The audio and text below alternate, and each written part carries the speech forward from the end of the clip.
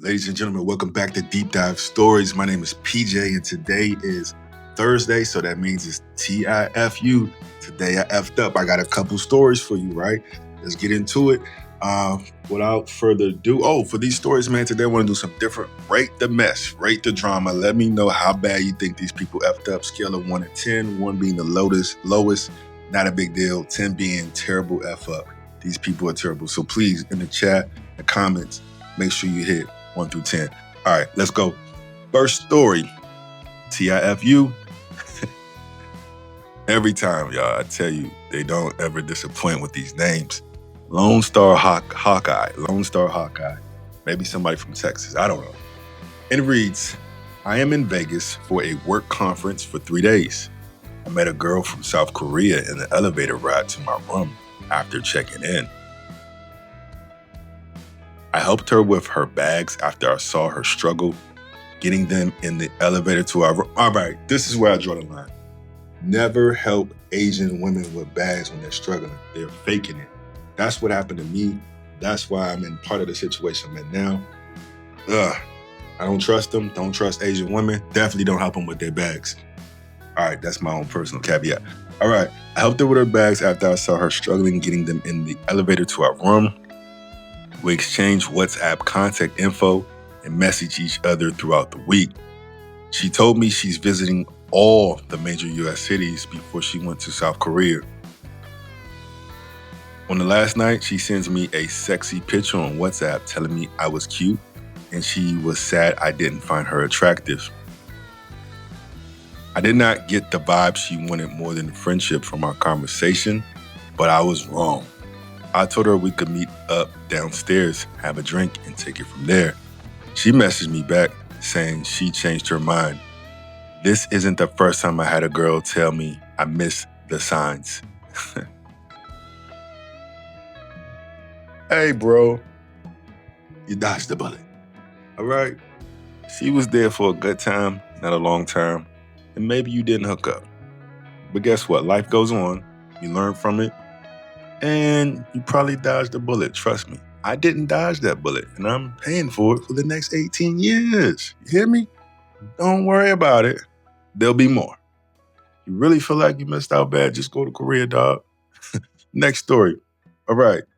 I'm not sure what this one means. I think it's TIFU being, I'm not sure what the B is for. Maybe, bi. It's not black. But still, TIFU. All right, this one said, this was from CCP and stuff. I don't know that. That's coupon stuff. I don't know. Credit card. I don't know. The title is, Today I effed up by snooping through my mom's email. Hey, yo, never do that. Never sniff through your parents' stuff unless you're prepared for trouble. All right, this might be, and I don't know from experience, and I would never. All right, here we go. This might be a bit messy because my brain is still in shambles from what I just learned. Hey, yo. But I'm trying to make this understandable. There is so much background here. So while I'm trying my best to summarize, it is long and there is a TLDR at the bottom. All right. So 3 years ago, my 21-year-old female, so the person who's writing this is a 21-year-old woman, mom, 47-year-old female. So mom is 47, split from my dad, 53, male. Good decision, really. Me and my siblings, who are 17, gender fluid, and 14, male, were honestly relieved to have him out the house for a variety of reasons that are not essential to the story. Oh, wow. Okay. So we got oldest is 21, mom is 47, dad is 53, gender fluid, boy, girl, boy, whatever that means, 17, and the 14-year-old son, okay. Says around that time, our mom told me and my older sibling that wait, there's another sibling?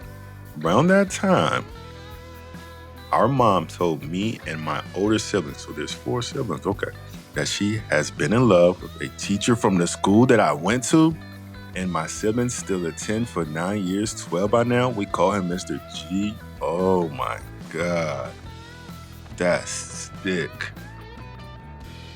Honestly, he's great. Both me and my siblings encouraged her in pursuing a new relationship, and they actually started writing emails back and forth. It went semi-well for a while, but she started to become impatient. I don't even know how else to describe it, but to me and my sibling, it felt like a descent into legit madness. Yo, this is crazy. She is sort of a compulsive liar, and over the course of a year, she started to come up with more and more outrageous white lies. It's a reason they call them white lies, but we're not going to go there. And plans in order to get close to G. It was the only thing she could talk about. Man, what did Mr. G do to your mama? Yikes.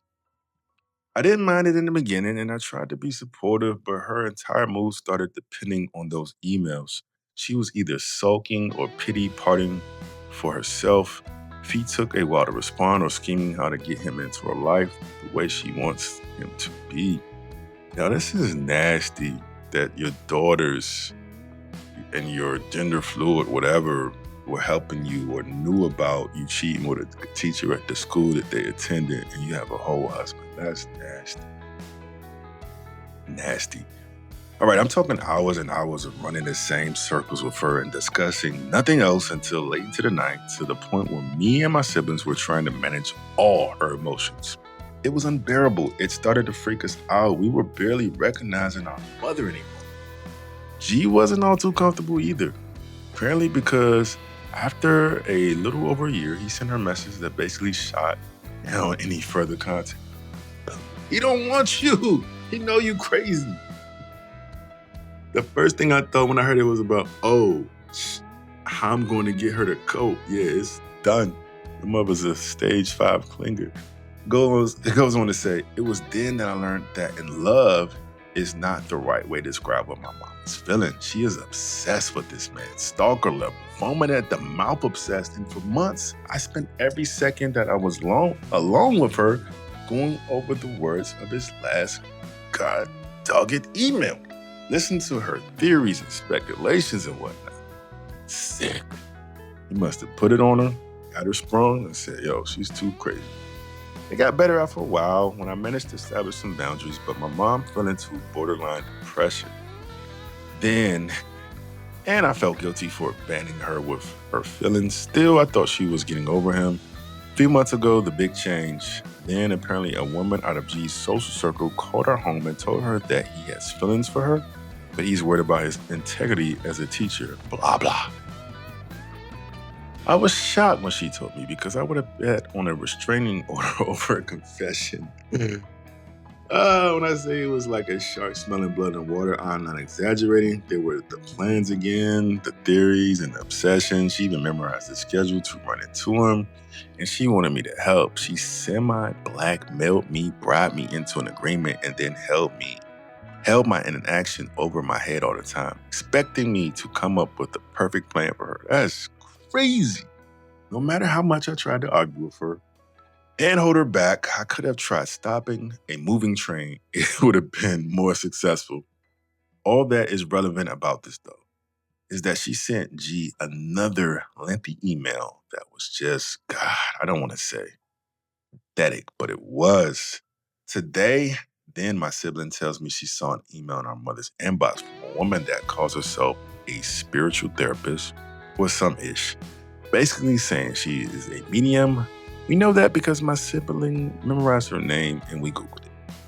I had such a bad feeling about this. My gut was screaming at me like never before, so I logged into her email address from my phone. She once gave me her password in case she forgets it. And there were messages with this guru lady going back all the way to when G dumped her. And I read these emails, I was shaking so hard. I almost dropped my phone. My mother took out loans to pay this, almost $25,000 for this fake SB to connect with G subconscious. What the hell? Yo, your puppy's going so crazy. No, God, what are we talking about here? This is nuts. She spent decades paying off her mortgage with my dad. She cries to us about having money issues to the point where my 14-year-old brother had qualms about asking her for a new school backpack because he felt guilty. God, I am so livid just thinking about it. The best part, that phone call from G's acquaintance wasn't real. It was what the doctor told her. I found literal quotes in the emails of things my mom told me the woman in the phone call told her, but it was all that money hungry scammer. Holy cow. On one hand, I'm so angry at my mom for doing this, but I also have extreme pity for her. This guru took advantage of her desperate, vulnerable state and stringing her along with this half-ass ish, costing my mom thousands of dollars.